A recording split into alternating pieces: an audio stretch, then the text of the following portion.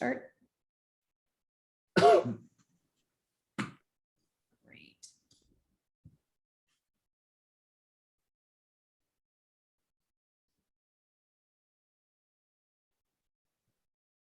And then are you displaying any slides, Brianna, at all? Yeah, I can actually do that now. Yeah, put the cover slide up so people know. Yeah, great call there. Okay. There we go. Can you see my desktop? Are we seeing the right thing here? Yep. We're seeing your slides. It's all good. Okay, great. Okay.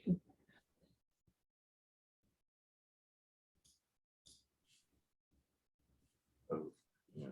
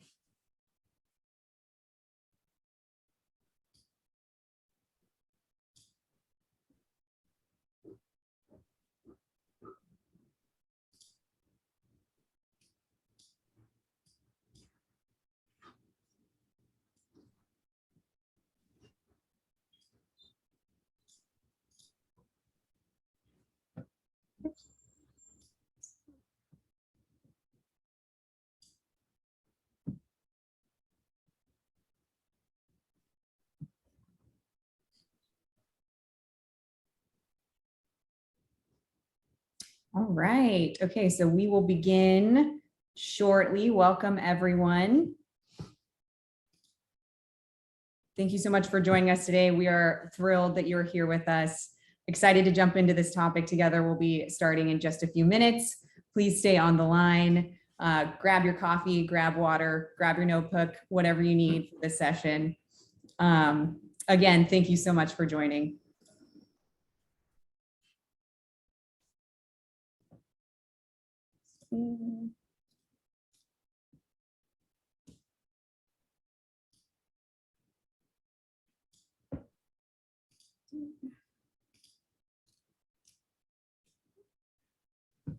And if you feel inclined to let us know where you're joining from in the chat, feel free. We'd love to get to know you a little bit better as well.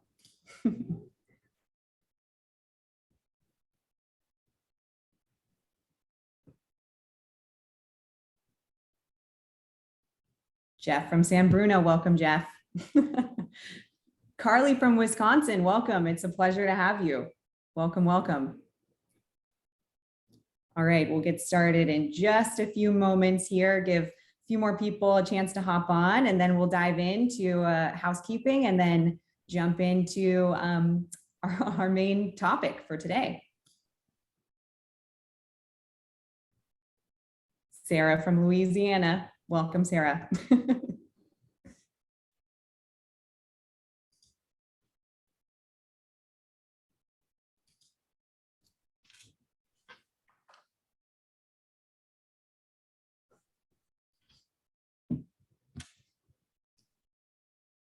Okay, we'll go ahead and get started. It's a few minutes past 11. We'll jump right in.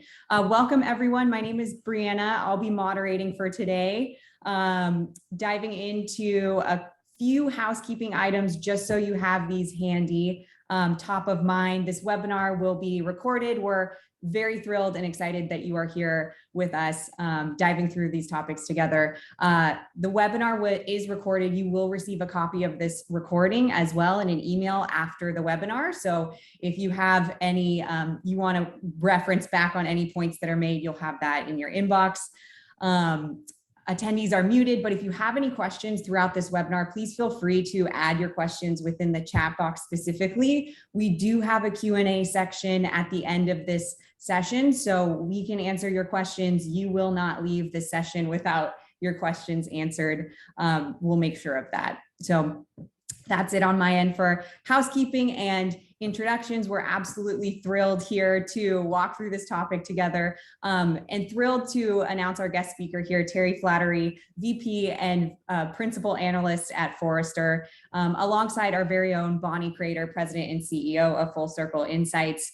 I'm very excited that you're here with us on this webinar today. We'll walk through how to measure your B2B revenue waterfall, and specifically learning the best practices for measuring results from your account-based marketing strategy. So at a high level, some things that you will take away from this webinar, in particular, how to align with sales on the B2B revenue waterfall framework, why you should focus more on tracking accounts and opportunities, and also the impact of measuring your campaign results with funnel and attribution metrics, along with more insights. So with that, I'll go ahead and kick it over to Terry, our first speaker.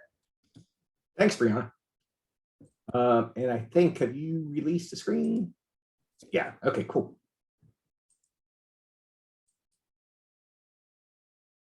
So I'm Terry Flaherty. I'm VP Principal Analyst here at Forrester, came from Sirius. I've been focused on the revenue waterfall, domain waterfall for like 10 years now, which is hard to believe. And I'm here in Austin, Texas with a nice balmy 108-degree weather today, so loads of fun. Like Brianna said, we want to talk about kind of combination of account-based marketing and the B2B revenue waterfall and the revenue process and how things all fit together, right? And one of the big things we're seeing in ABM, there's been a lot of talk about, is ABM still a thing? Is it general? Is that all marketing? And we're starting to see a convergence.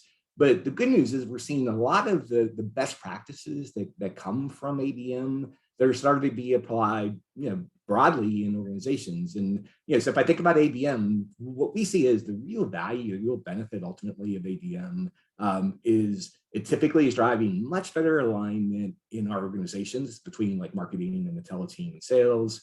And it drives a huge amount of focus. And so we're going to talk a lot today about, kind of what that focus looks like and how the context sort of evolves from accounts to opportunities to buying group interactions and what's all important. But we're really excited about seeing kind of this convergence and the leverage of the focus that we're seeing is having like huge major impact in the performance of these processes. So it's kind of interesting when we do surveys, we do research frequently across our client base and start to understand why you're interested in ABM, what's the drivers, and it's pretty consistent that the main things that people are focused on when they think about ABM, right, is we want more revenue, right, and either we want better penetration in existing accounts, so things like cross-sell, upsell. We want new logos, and we want better alignment.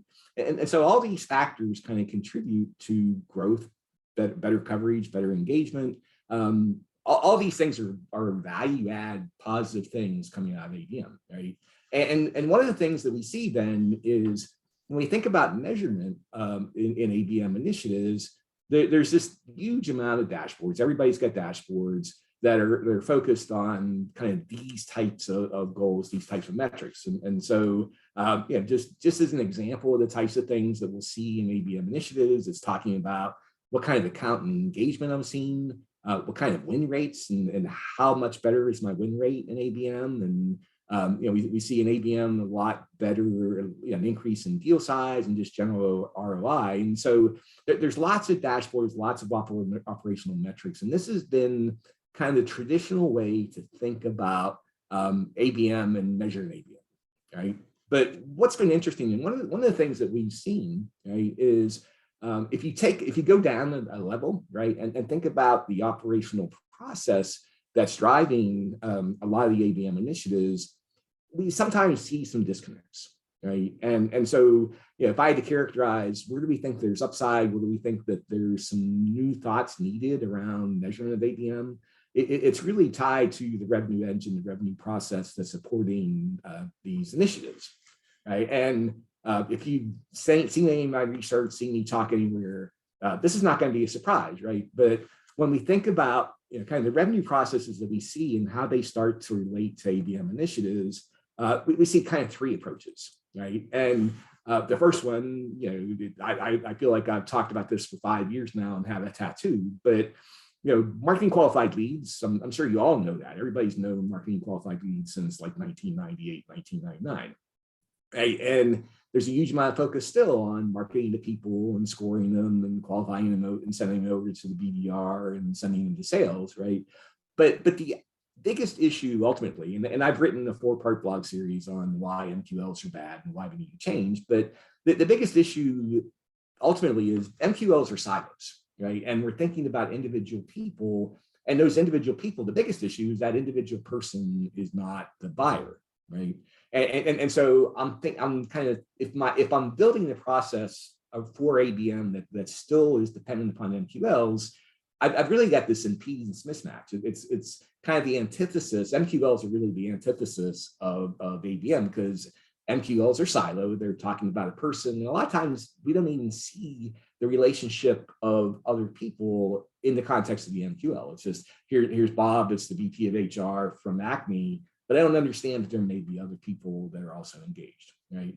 And yet, right, I think very commonly we'll see organizations deploy ABM initiatives and they'll put it on top of an MQL-based infrastructure, maybe because it's a pilot or maybe they don't know better, right? And that leads to all kinds of questions and confusion and challenges, right? So if you're doing ABM, it's time to unhook away from the MQL, right?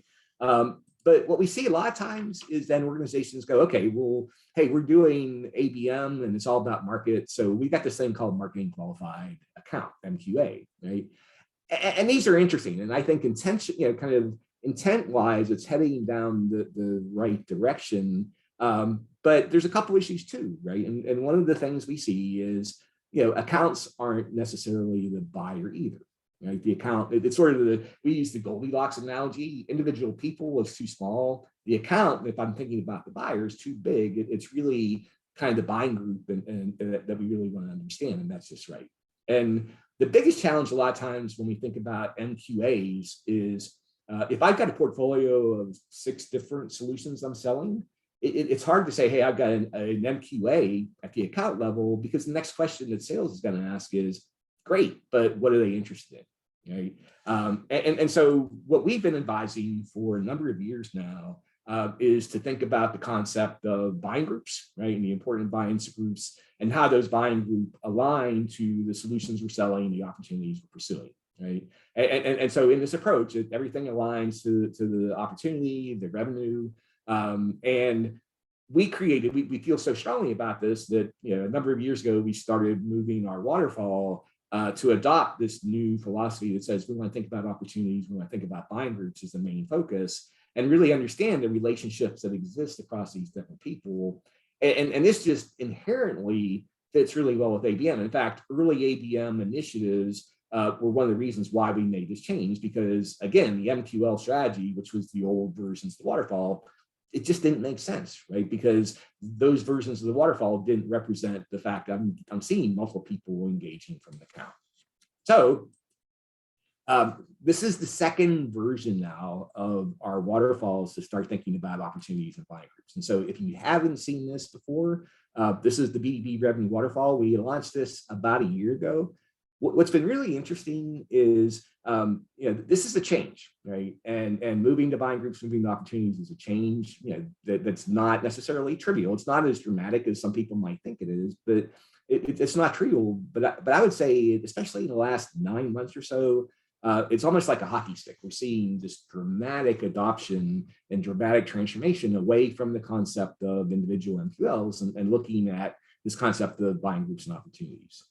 And so the waterfall has stages. If you haven't seen it, I'll just run through real quickly, right? We have a target stage that we never had before. which is really helping align marketing and sales and say, this is where I'm aiming. And when we think about targets, we want to define these are the accounts we're going after. And then within those accounts, we want to think about these are the opportunities that we're chasing, right? We want to pursue. And, the accounts can be different types. It could be existing customers. And, our clients get sometimes like 80% of their revenue from existing customers, right? Or it could be net new logos. And Forrester happens to call that candidates, right? So candidate is new account, never sold anything to. Current customer obviously is self-defined. It's where I have relationships. And coming out of those accounts are opportunities, right? And depending upon the relationship I have with that account, if it's new, then it's acquisition because that's the first opportunity, the first thing I've ever sold. But if I'm selling into an existing customer, excuse me, it could be that I'm selling to the same buying group and that's upsell, or it could be that I'm selling to a different buying group and that's cross-sell, or it could be same buying group, same solution, 2 more years, and that's retention. And so this is a change we've made to this process because we think it's important, number one, that we want to understand all revenue and we want to understand and recognize, excuse me, that it's a process and we want to be able to track and measure the process. Okay, so that's target. That's where we're aiming. Detected says, of everybody we're aiming at, this is where I'm seeing signals that help me understand that they're in market. Excuse me, I'm sorry. And so that's things like intent signals to say, hey, this company is maybe visiting my site anonymously, or we're getting information from third-party vendors to say, we see this company's in market researching this topic. And then my goal is I'm going to go get engaged with them. I want them to come to my website, provide information about who they are, download white papers. And so the next stage is engaged. And just like in the past, not everybody that engages, we say, oh, we're going to chase. And so we score. And we score across the buying group and the opportunity. And when it reaches a threshold, we call it prioritized. Very often that goes to our BDR team. They qualify. We're going to send it to sales then. And you'll notice that we call that pipeline. Sales also thinks about opportunities in pipeline. They have some stages that they'll define as, hey, it's in pipeline, but it's a discovery or needs analysis or 10% or 30%. And so these are typically the sales opportunity stages that we see. And then we have closed one, right? So that's a screamingly quick view of the B2B Revenue Waterfall. And an important thing to understand is in B2B Revenue Waterfall, it's kind of the logical opportunity is moving through this waterfall. It turns into a system entity at different points, depending upon how I operationalize it. And my goal is ultimately connect people to this opportunity. And that's what's driving progression to the waterfall. And my goal is when I get all the way down to closed one, we have insight and visibility into the entire buying group. And sales knows that, right? Sales obviously knows they have a team that they need to get support from. And marketing knows there's different personas. What we need to do is change that pipe that connects marketing and BDR and sales to allow it to have multiple people flowing through as opposed to just that one magical MQL. Okay, and the way that we start, I always get like, how does this happen? How do we make this work? And so the thing I think to understand is we're going to look at signals. And signals might be, hey, I've got somebody that's super engaged, and we used to call them MQL. Now it's a super engaged buying group member. I might have other people who we know who they are, they engaged, but maybe only have done one thing. And then I've got people that are anonymously visiting my website. And I've got people who, I use third-party intent providers to get insight that they're in market. And the key is we're not just thinking about this one individual MQL anymore, right? What we want to understand is what are all the signals that we see that can give us insight about this opportunity. And when I see these signals, I want to basically interrogate it for 2 types of questions. I want to so somebody came to my website, downloaded the white paper.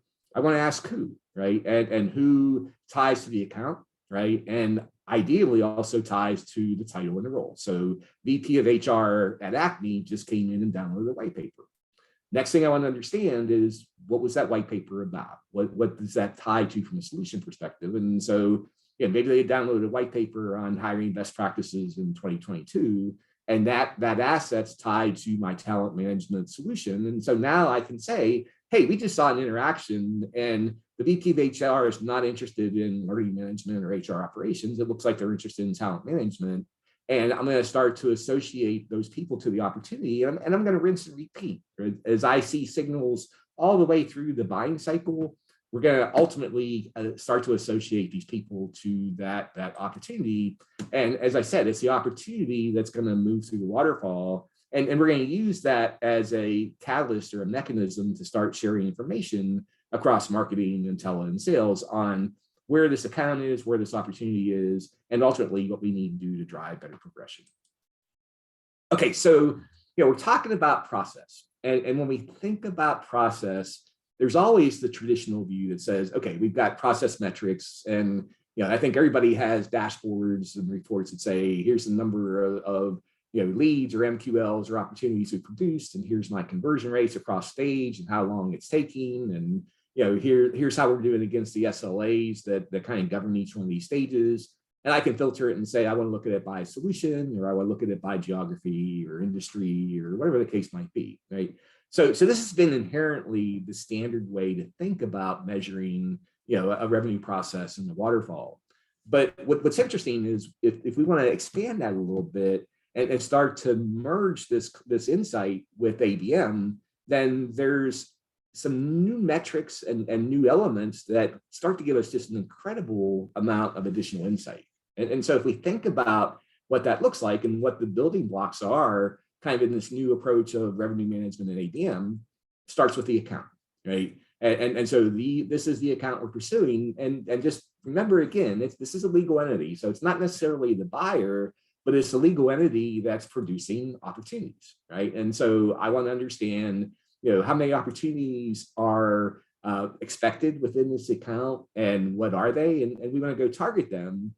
And for each one of these different opportunities, these opportunities have buying groups, right? And depending upon this complexity of the solution and deal size and all that, I could have a small buying group, right? Maybe 3 or 4 people, or I could have a large buying group of 10, 15 or more people. And one of the things we found in the research we do is in B2B, I think even at like a $5,000 price point, like 85% of B2B transactions that low are done by buying group. And as soon as you get into 50,000 or 100,000s or millions, obviously all of those are done by buying groups. So buying groups are really critical, and they're teams that are ultimately working together, right, in order to solve that business problem by buying solutions to address that problem.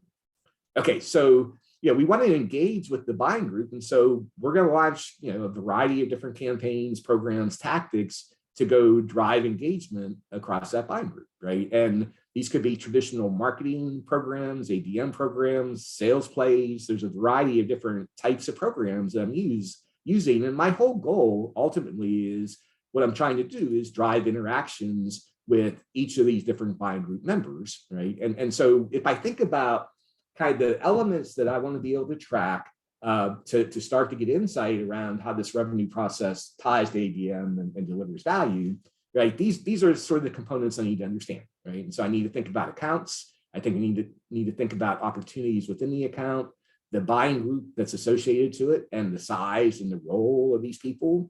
My performance of my campaigns and helping move these buying groups through different stages of this process. And it all ultimately kind of ties to the number of interactions, right, that we're seeing. And this is where it gets really interesting, right? Because, in the past, a lot of times, for example, we put a huge amount of emphasis on the interaction that produced the MQL, and we even turned that into this concept of marketing sourced revenue. And that's probably the perfect metric to get the CMO fired, right? Because it has such a limited insight on the real value that marketing and tele and sales are delivering. And so, the new view of understanding this process and the value of this process is, not, oh, here's one person that led to a marketing source, but it's more, we're all working together to source it. We're all driving interactions, and we want to get an understanding of what kind of coverage do we have against the buying group, how many interactions have we seen, and that can help us even get kind of leading indicators to be able to understand, that, hey, these opportunities are moving along nicely, and I feel confident in saying this is something that's in the late pipeline stage, or whatever the case might be.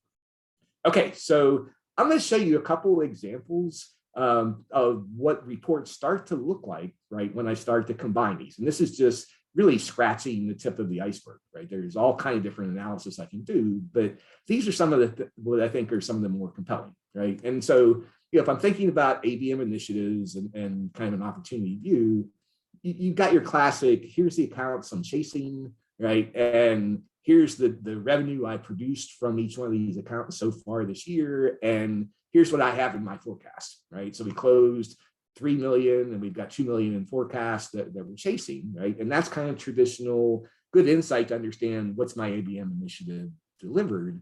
But remember, there's other things we want to look at. And so, the next layer down of enhancement on this is to say, okay, well, we've got a talent management opportunity that we're taking to market in these accounts, right? And so first question I want to be able to understand is how are we doing, right? How many accounts, where did we win? Where is it that qualified? So what this is representing is back to the stages of the B2B Revenue Waterfall. This is where each one of these accounts are today, right? And so we have some at target, some we won, and it just gives us insight into where we're at for the account, right? But where it gets super powerful is take it one step further and say, if I think about the number of buying group members that we've identified and engaged with so far, right? We won this deal. The buying group was 8. We engaged with 8 people, and those 8 people represented 27 different interactions, right? Here I've got an opportunity for my talent management solution at account 2. It's at the qualified stage, so BDRs have qualified it. We've had 2 buying group members engage with a little bit of light engagement. So we, obviously have a lot of work to do. And one of the things we see, right, which makes logical sense, is the better coverage I have against the buying group and the more interactions that we start to see across that buying group, the higher the propensity is that we're going to win, close and win that deal, right? And so our goal basically is we want coverage against the buying group. We want to drive sort of the right amount of interactions to get this critical mass to show that we're adding value through our programs, right? And we're going to rinse and repeat this. So we're going to do it for each one of the opportunities across all the different accounts that we have. And so this is kind of a newer type of dashboard that we're seeing in accounts and just super, super valuable, super insightful, right? Because it really gives me an understanding of where am I with the account and within the opportunities that exist in the account and the buying group members that exist in those opportunities, right? Another dashboard I think is really kind of cool, slightly different view. This is more kind of to define next step actions, right? But what this dashboard is starting to see is here's the accounts I'm pursuing, right? And this is like for one rep, a strategic account rep, and they've got 3 different accounts that they're targeting. And in talent management, right, they have, the talent management at Acme, we're at target stage. And so what that's saying is we know the roles. We know the buying group is 6 people. We don't have names. We don't have engagement. We're nowhere with this yet, but this is an opportunity within the account we want to target. But at Spacely Sprockets, we've actually had engagement across 4 of the buying group members, and it's a pipeline and a Hui. We've had kind of a mix of we've engaged with these people. We verify these are the names of other roles, so we know who they are, but we just haven't seen engagement with them. We still have 1 person to be determined, right? And the value of this approach, the power of this, is next steps, right? Because ABM is all around the line between sales and marketing and what are we going to do next? And so, clients are using dashboards like this to be able to say, okay, our goal, right, is I need to get these other 2 people in the buying group engaged. And guess what? We have part of our ABM initiative is, kind of a pipeline acceleration program aimed at these personas. And we need to make sure that we're executing the launch of these programs. And here, right, this is pure acquisition. So I need to go probably heavily digital, heavily focused on trying to drive engagement. But I don't even necessarily know that this company is in market yet. So maybe it's a little bit early to even worry about it other than just have it on our radar screen and start to engage when it gets to a detected stage, right? And I'm going to do the same thing. I'm going to do this across all my different opportunities that this account rep is pursuing. And it just gives us a really good platform on defining, number one, again, where are we at, but what's the roles and responsibilities? What are we going to do next to drive increased coverage, right? So this is cool, right? And it's kind of a brand new approach, but it's a super powerful approach. So I'm gonna wrap up. And as you can see, right, I mean, ABM is becoming, a lot of the characteristics of ABM are just becoming good marketing now, right? And it's the focus and the alignment in that good marketing that's delivering huge upsides, right? And when we think about the focus and alignment, it needs to span beyond just accounts to also think about the opportunities in the buying group members. And what we want to understand, especially at the buying group member level, is what kind of engagement do I have across the buying group? What kind of interactions do I have that give me insight on kind of where I am in this relationship? So this is a lot of new stuff, but the cool thing, right, is that we're seeing a lot of technology that is now, kind of evolving, emerging, that helps give this level of insight for this type of opportunity, the opportunities, the accounts, the buying group members, all that we're seeing. So it's really cool because I'm going to hand it over to Bonnie, and Bonnie is going to kind of walk you through some slides, but also then show you some stuff that they're working on that gives insight very similar to what I just showed. So I'm going to stop sharing, Bonnie, and hand it over to you. Great. Thank you, Terry. Okay. I'm sharing my screen now. Here we go. So first of all, thanks everybody for joining. And thanks, Terry, for that nice overview of ABM and the B2B Revenue Waterfall. So we've been following this for quite some time, and I'm excited to chat with you about our approach to ABM. We call it full circle ABM, and I'm going to talk to you about a couple of topics here. Number one is why ABM now.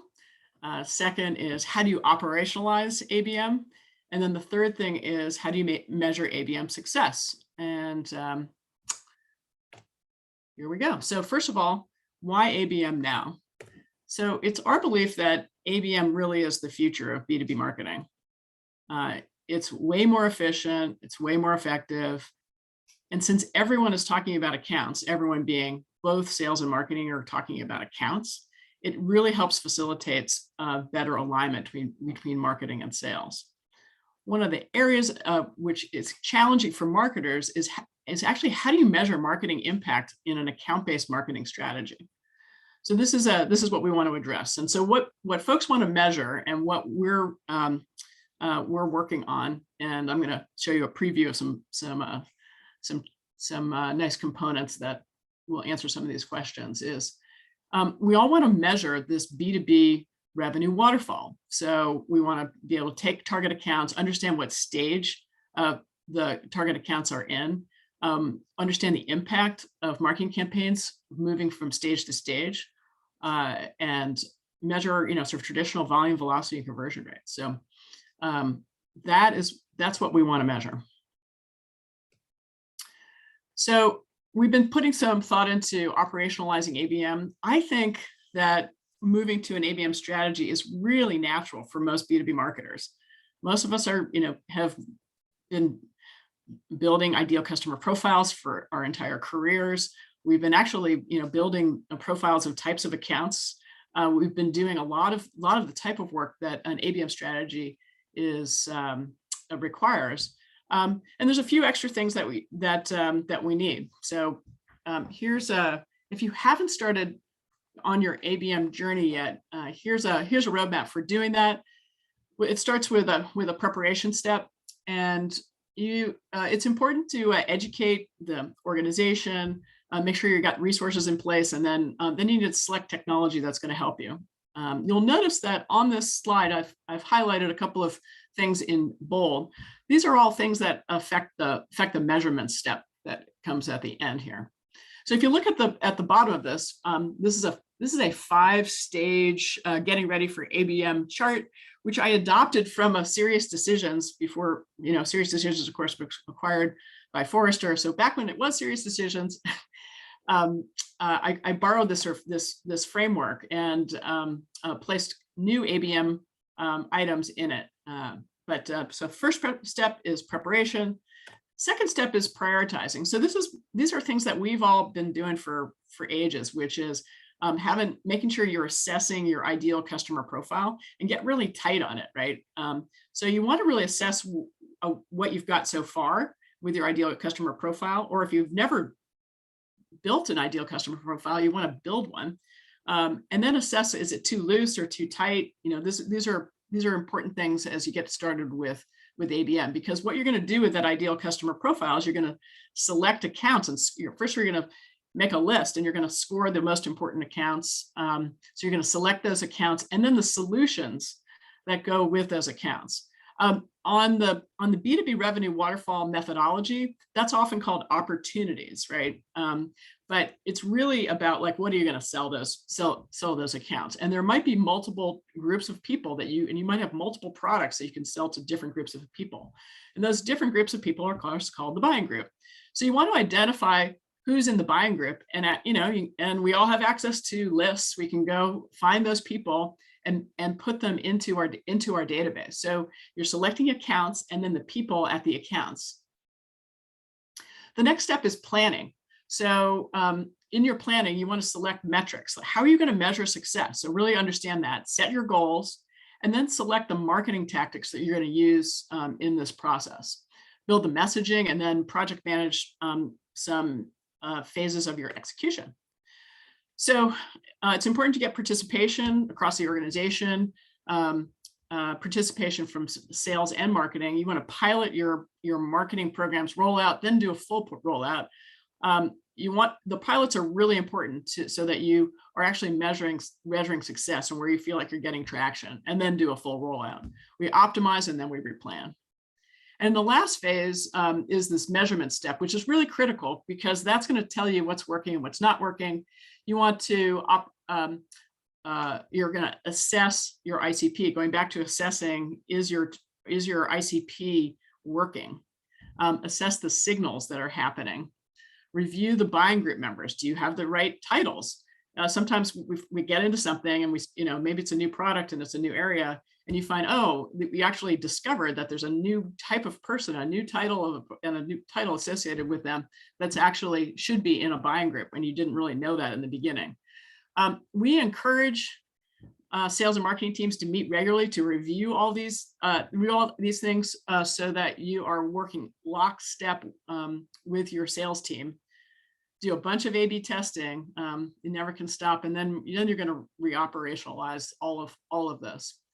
As you go through this process, and once you get it going, you're obviously spending more time in the execution and measurement phases as you're going through this operational strategy.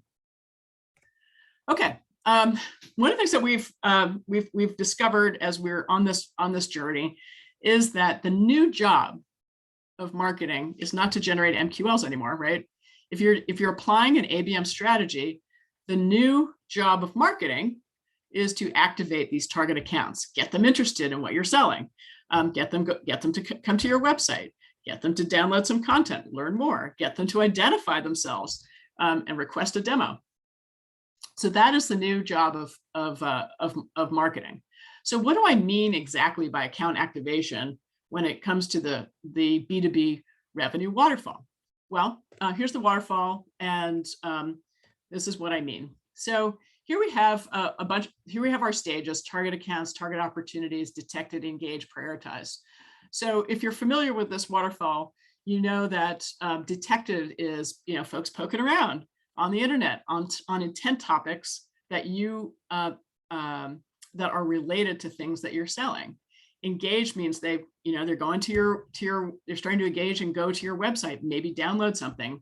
Prioritized means that it's folks in your buying group have reached some sort of threshold which you've defined, and we'll put a stake in the ground and say, okay, prioritized is account activation, and that means at least one person in the buying group at an account is prioritized.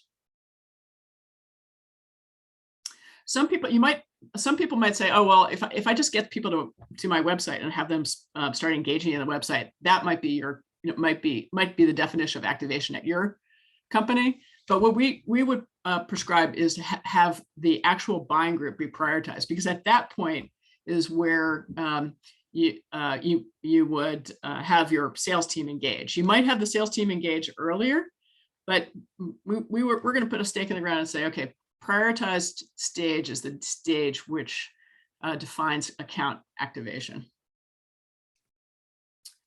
So now I want to show you a preview of how to measure ABM. Someone had put in the chat, Well, most CRM systems are not set up to do this kind of ABM type measurement. Well, if you're familiar with Full Circle, you'll know that we've built a bunch of applications on the Salesforce platform that leverage the CRM, and we're building an application to actually allow you to measure your ABM strategy. So here goes.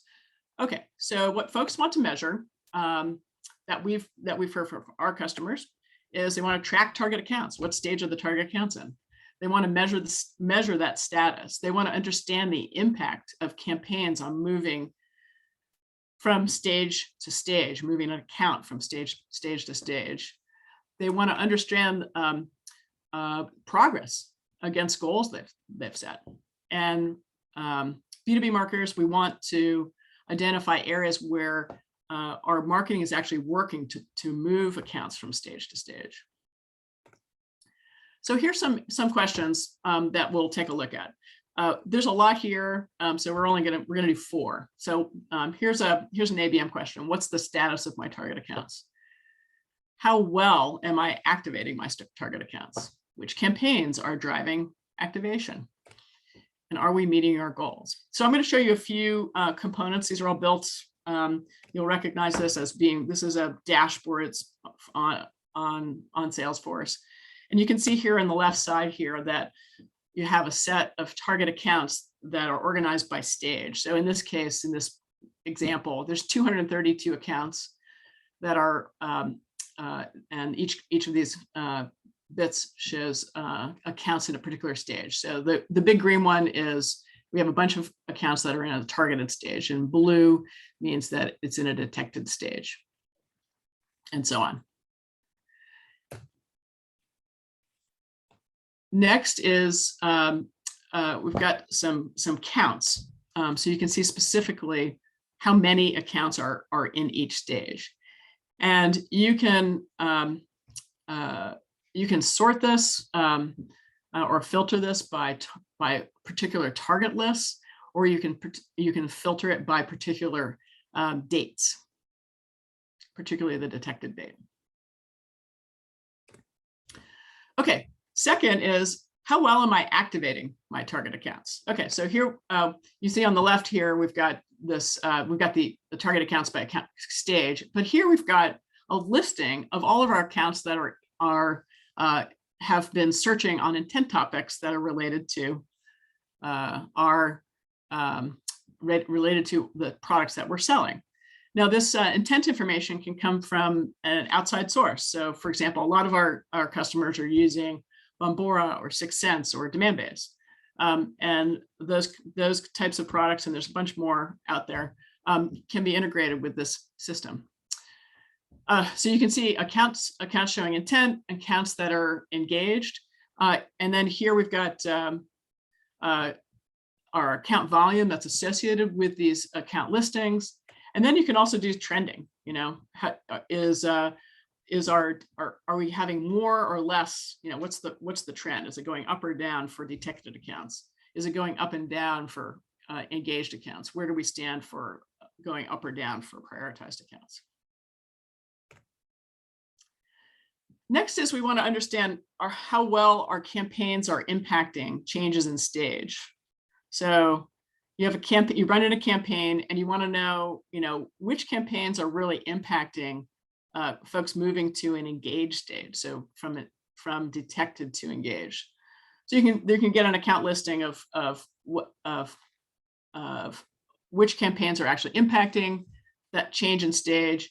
You can get a listing of campaigns that are impacting the movement from engaged to prioritized. And this is all possible based on the data that we're collecting inside Salesforce.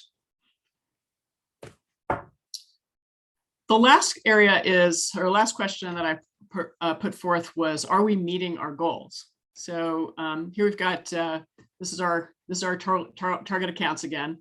And here we've got, we've set a revenue goal. Looks like we're doing well against that revenue goal. So this is a series of gauges that can measure this type of these goals and our progress against the goals. You can see here's an average deal size. Here's these are conversion rates. and you can see whether you're meeting your conversion rate goals. So that's just a preview of a few types of information that that we are building for Full Circle ABM. So just to kind of summarize what I've been chatting about is we believe that ABM strategies are becoming standard. I'm not even sure the term ABM is going to exist, in the way future. I think it's just going to be, this is how we do B2B marketing.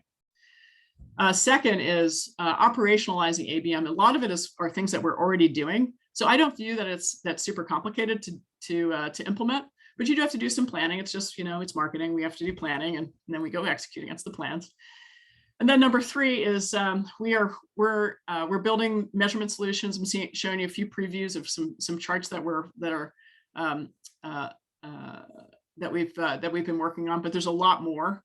I invite, if you're interested in taking a look at this, you can go to our website at www.fullcircleinsights.com and just click on schedule a demo, and we'll schedule a demo for you. At this point, I'm going to turn the con over to Brianna, and she may have a few questions that we want to address. Great. Thanks so much, Bonnie. And thank you, Terry, too, for all of that. A few questions in the remaining 16-ish minutes that we have here together, 14 rather. One being, how does account-based marketing encourage further alignment with the sales team and marketing team at your organization? All right, well, I'll give that one a go. So I think it's very basic. If sales is talking about accounts, great for marketing to also talk about accounts and campaigns that are impacting accounts. So just speaking the same language and talking about the same and having the same goals really can bring teams together. So that's why I think that's one of the reasons I think account-based marketing is very effective. Great. Thank you, Bonnie. Next question here. Can you talk about the importance of tracking existing customer opportunities within the B2B Revenue Waterfall? You want me to take that one, Bonnie? Sure. Okay, cool.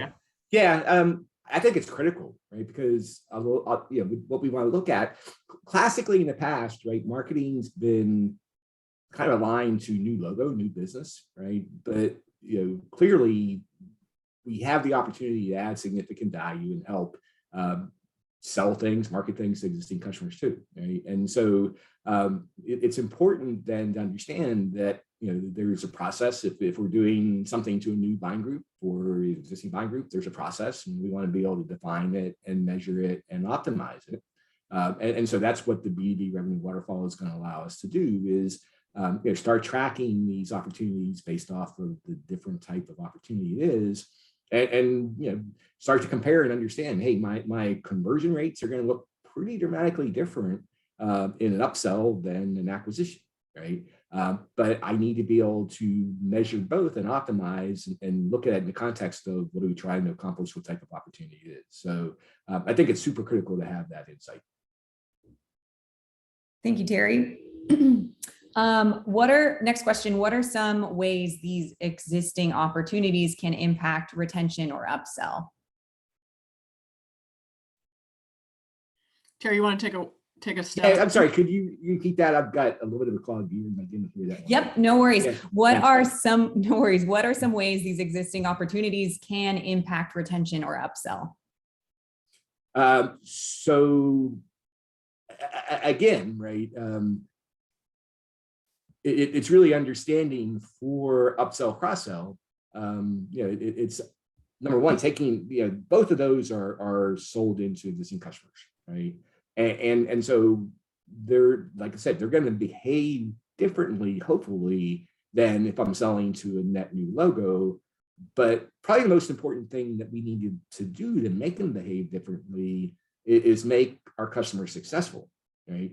And so, we ought to have, in addition to just, defining the process and understanding, hey, what's it going to take for me to get a closed deal, right, and to win a deal, we ought to really be looking at what else is it going to take for the customer to realize the value that we promised to them, right? And so there may be, a variety of onboarding programs that we're driving, and various training programs, and ultimately advocacy programs to turn those existing customers into somebody that's going to be an evangelist for you. And that evangelism may be only for other buying groups in that account. And that's great, right? Because at least they have a trusted proof point to say, you've been successful in our finance department. Now we're looking at our legal or whatever. It's a different solution, but we have proof points and knowledge in our account that says, hey, you're a great vendor to work with. We want to work with you, right? So I think a couple of things is, number one, just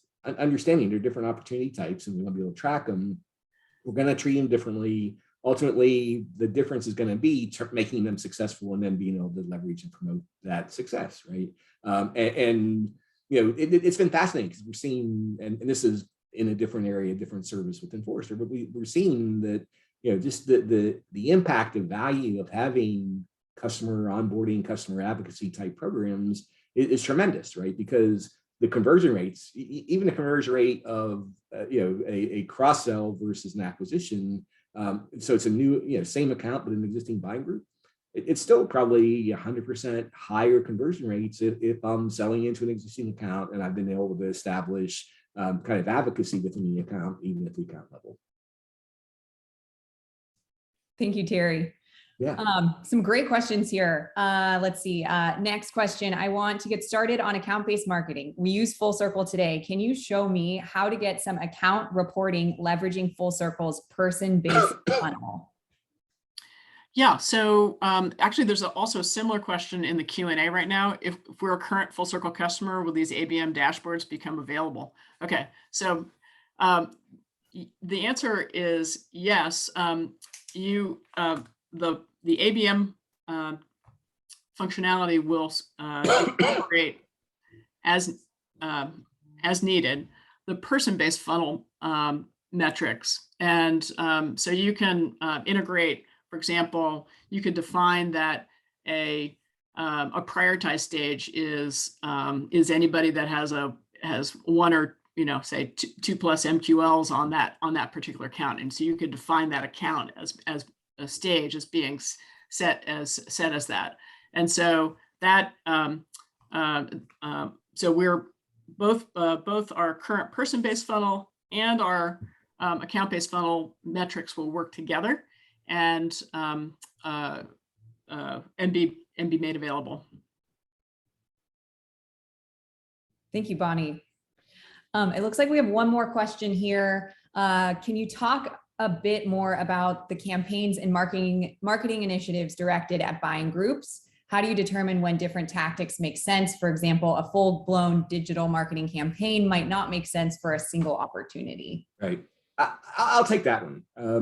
And so I think one of the most fundamental things to think about for any program, any campaign, right, is really understanding the audience. And, as I start thinking about buying groups, a buying group is really just a collection of different personas, right? And so I want to make sure from a messaging perspective, content perspective, that I've identified the important personas that are going to play key roles in this buying group, and make sure I have the relevant needed content for those people at the various different stages of this buying cycle, right? And so I think that's just good, solid marketing, is being able to understand the audience, understand the personas, and pull it together, right?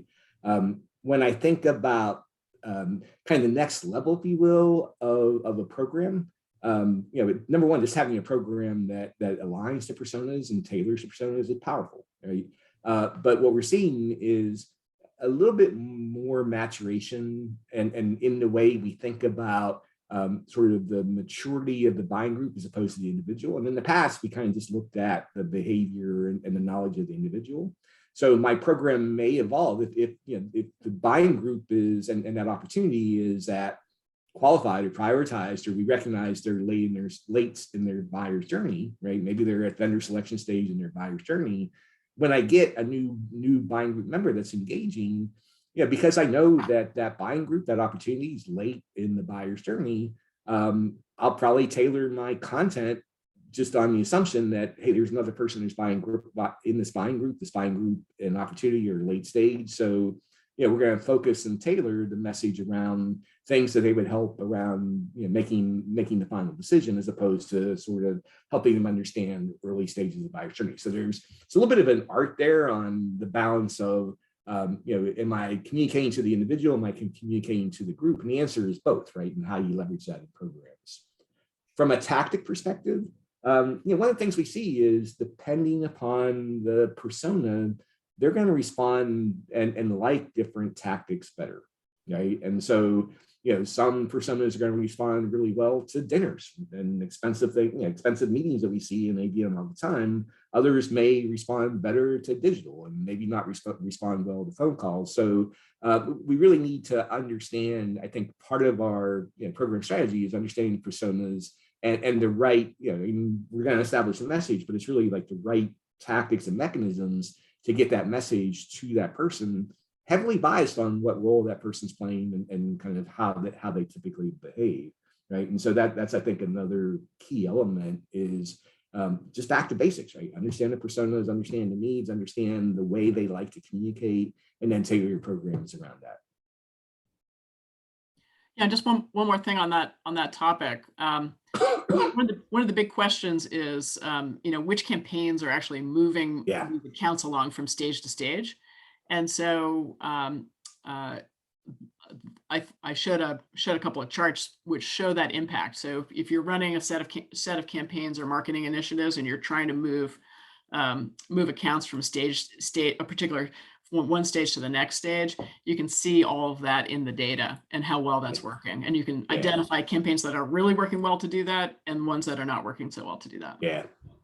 Yeah, I think that's a really important point, Bonnie. And kind of in the Forrester serious terminology, campaigns the big thing, and then programs underneath that really become focused on the goal, right? And so I may have a program under this big overarching campaign that says I need to go get net new people. And so that's the design of that program, is to get people early in the process, versus I need to help accelerate and close deals and help them make the business justification or whatever. So yeah, it's spot on of when I think about measuring success of campaigns and programs, it's really tailored to what's the objective at that point, right? And that objective varies depending upon where that buying group and that opportunity is.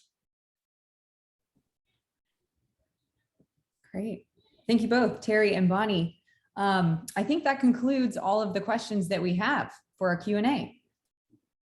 Yeah, I just see one more. If you're a current full circle customer, when will this be available? So, we're in the demo stage right now, and we'll be announcing and delivering in September.